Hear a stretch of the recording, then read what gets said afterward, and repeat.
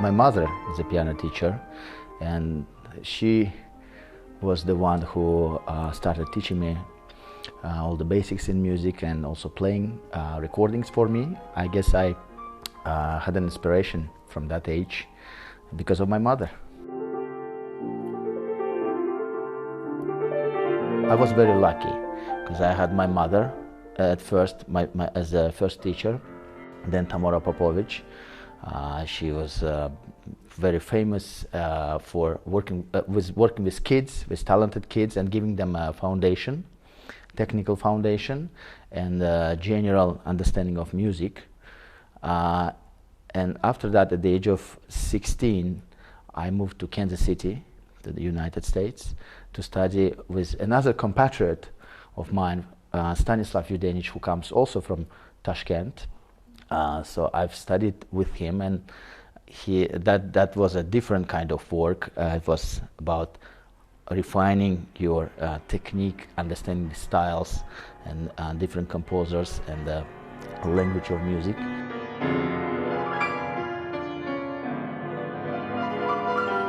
Being on stage, I feel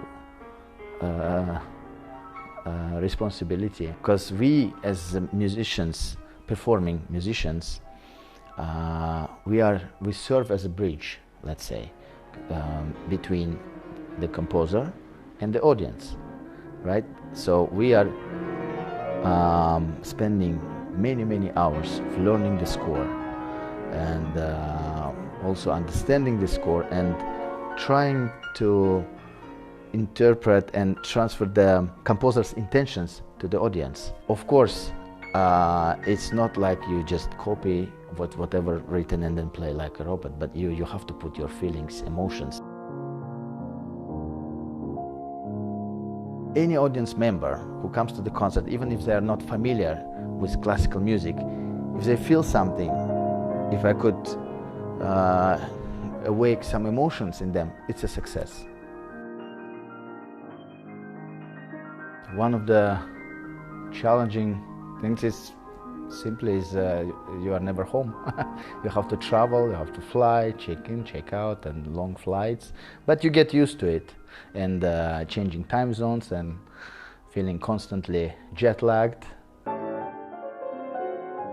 Classical music is something that will always be with us. It's something that human beings came up with, something most beautiful, because it doesn't depend on any politics or anything else.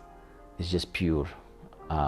It's a very proud moment for humankind, I think, not just a nation. So